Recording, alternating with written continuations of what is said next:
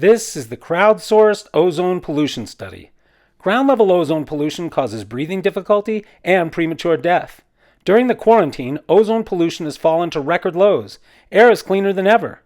But when the quarantine ends and ozone pollution returns, you will be ready, because you will have your own data from this experiment. Keep your clean air when the quarantine ends. Fight back with science. Crunchy Case is here to help. This rubber band it shows ozone damage. See how it's all cracked? It comes from a hardening on the surface where the ozone attacks the natural rubber.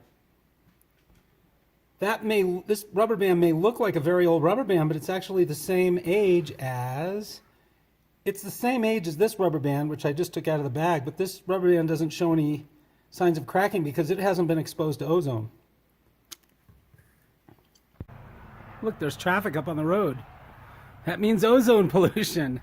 Okay, I want to take some data off this thing and then data on the inside, and then I'll show you how to do the analysis. I'm going to try to line this up so you see what I see. That's what I'm looking at. All right. So 3:30 p.m. 4/5/20. And measure from the unstretched mark, the one that you made before you put the experiments out, down to each of them. Okay, so we're looking at, with the first one, we're looking at 4.7 centimeters. The next one is, and that's the one we just took today, is 6.5. So 6.5. After you write down the distances, snap a picture, because then you can go inside and we'll do our analysis. So let's see if I can snap a picture. There we go. All right, now let's go inside and take some readings off of our control. Hey, here we are at our control. It roughly hasn't stretched at all, approximately. So let's take some readings here. I'll just make another one. Well, there's no change, so I'll just write 4/5/20 at 3:45 p.m.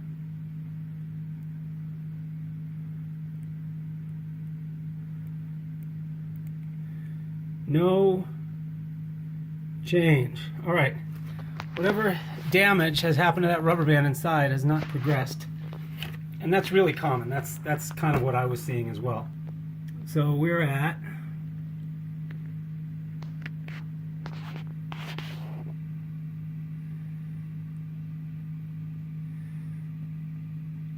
four centimeters. 4 cm, and then it stretched a little more, and then it hasn't changed, so it stretched a little more to 4.2 centimeters. 4.2 centimeters. Snap a picture of that. I copied down my data. I put it on this piece of paper because I can't use my phone because I'm using my phone to record this. So you need to make a chart when you get inside of your data. And it's a pretty simple chart. So here's what we're going to do. On this aisle we have hours,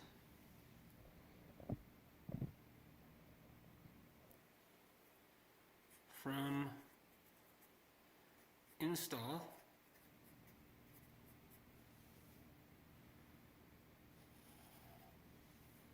and on this one we have X in,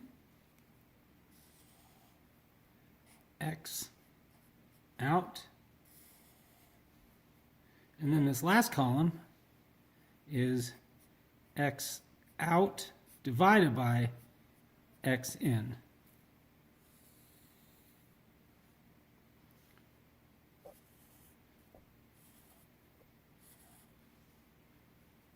X in is the distance from the unstretched point to the stretched point at that number of hours of install. So I went back to my data and I figured it out. You'll have to round to the nearest half hour. That makes the most sense. I wouldn't do this in like even 20, 15-minute increments. You don't need that level of resolution for this. That.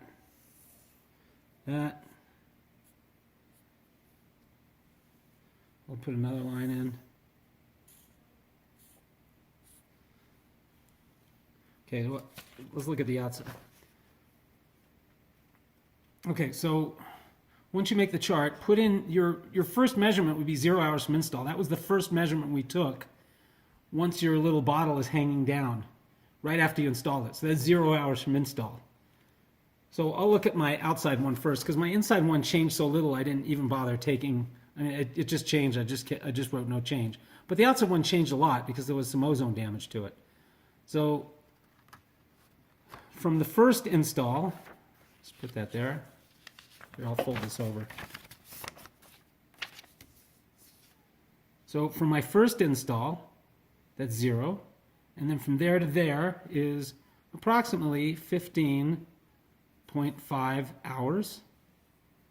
And then from there to there is approximately 23.5 hours. And then from there to there is approximately 44.0 hours. Now, here's my X out column. Sorry, I got to use the Tecate light to keep the paper from moving around. Okay, good job, Tecate light. You're heavy enough to hold down a paper. Okay, so, and then I'm going to put my data in there. So that's for X out. So we have 4.7 centimeters. You can measure these in millimeters if you want. And then we have 5.4 centimeters. And then 5.8 centimeters. And then the last one is 6.5 centimeters. And now I can do the same on the inside, although on this one the data didn't change much. So my first reading is at 4 centimeters, and then it stayed at 4 centimeters. It didn't change much. And then by the time I was at a day, it did increase a little bit to 4.2 centimeters. Remember, this is from unstretched to wherever it's hanging, wherever your veneer is showing. And then the reading we just took a few minutes ago stayed at 4.2 centimeters. All right, so there's my data. And now we have this little thing. We have X out divided by X in. Now, before we fill this out, I want to show you why we get that. So I'm going to take this paper and just put it aside for a moment and show you the reason why we need to do it. There is a little bit of math here, but it's not too bad. Okay, so the idea in physics, the underpinning of Newtonian physics, is F is equal to ma. The force is equal to the mass times the acceleration. So those little water bottles hanging out, the acceleration is equal to the acceleration of gravity. So F is equal to mg, where g is approximately equal to 9.8 meters per second squared. Right? We also know for springs that F is equal to kx, where k is the spring constant, or in this case the constant of the rubber band, the springy constant of the rubber band, and x is the distance from the unstretched piece to where we took our measurement. That's equal to the force, because it takes a force to stretch the rubber band a distance x from unstretched to stretched. Now, so F is equal to mg, and F is also equal to kx, therefore mg is equal to kx. And the mass changes all the time. Your bottle is going to weigh different than my bottle. Your rubber bands are going to be different from my rubber bands. Your distance is going to be different from my distance. But g is roughly the same all the time, pretty much everywhere. And it varies a little bit, but not that much. So I'm going to move the m over to that side of the equation. so that it gives me G is equal to Kx over M. Okay? So, let's put a little box around that. That is true inside in the control and outside where it's hanging out exposed to the ozone. So since this G is the same inside and outside, I can say that Kx over M inside, or I could also say control there if I wanted, is equal to Kx over M outside. Now, do you remember when we put those water bottles on the scale and showed that they're just about the same? That means that, assuming you have pretty good experimental technique, that your mass of your little water bottle hanging in your inside test is about the same as your mass of your water bottle hanging outside. So these can cancel out. And that leaves us with Kx in is equal to Kx out.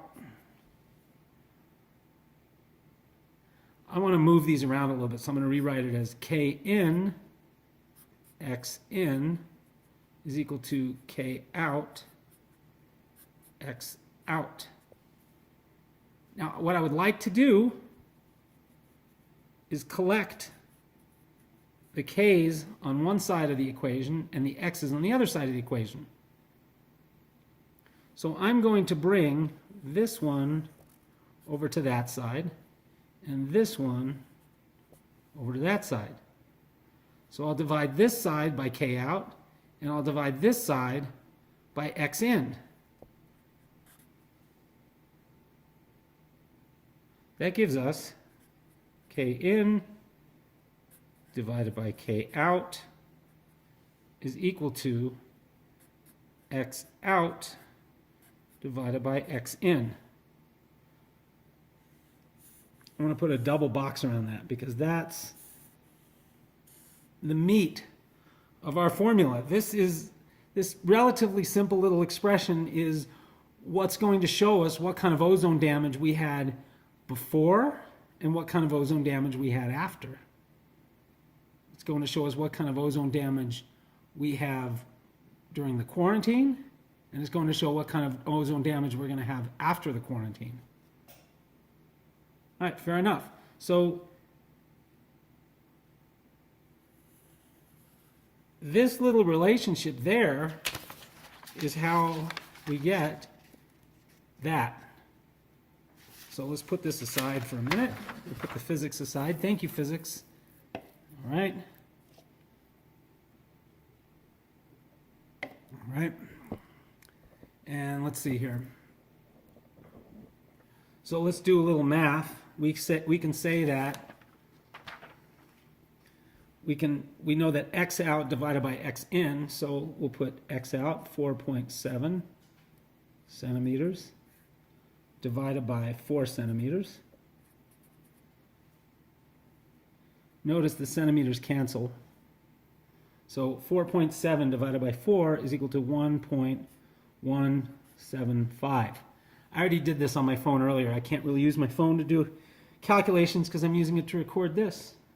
Okay, so now we'll do it again for this trial. 5.4 divided by 4 is equal to 1.35. That's a dimensionless constant, obviously, because our dimensions canceled out. 5.8 divided by 4.2 is equal to 1.38. 6.5 divided by 4.2 is equal to 1.55. So, what do we see here? We see a number that's increasing. This number is essentially a measure of the ozone damage. Why? Well, because if we didn't see any movement, I'll move this paper over a second, put a line here.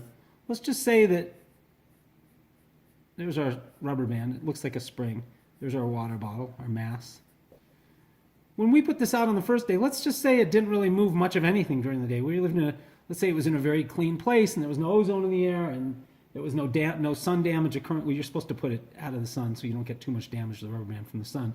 But say we didn't get much damage here. Well, this number, X out, would be very close to X in, and this number would not increase. It would stay relatively close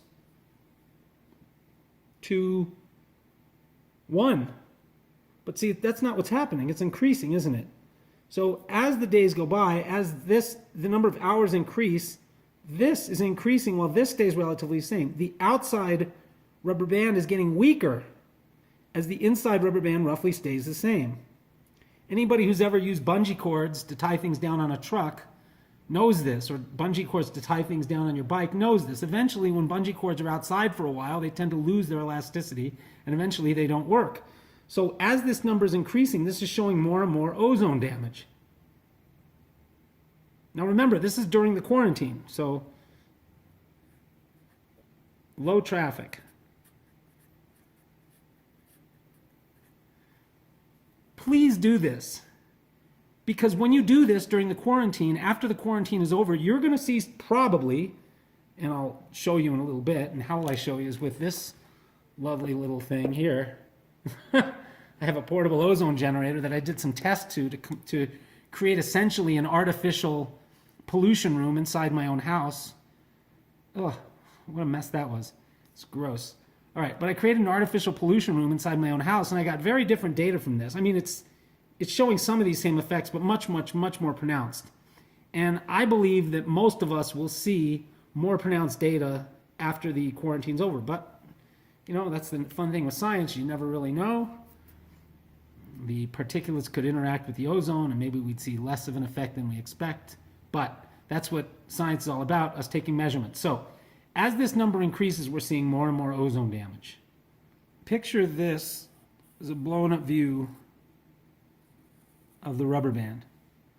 Now you've seen this in the video, and I'll even, when I edit this, I'll try to put a little insert so you can remind yourself of what we saw. So what we saw, essentially, is, let's say this would be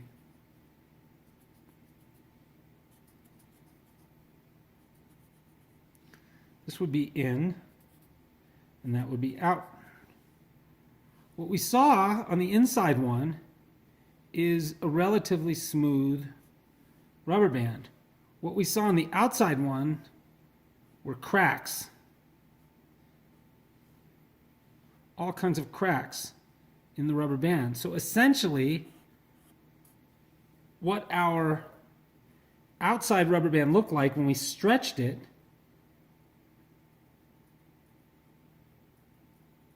is it looked something like this from the side. It looked like the rubber band was about to break. So that normally this dotted line would be a healthy rubber band and all these little cracks here. So our effective rubber band is narrower. It's where this dotted line is.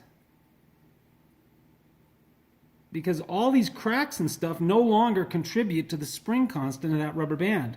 So as this thing is exposed long enough, this internal rubber band keeps getting narrower and narrower.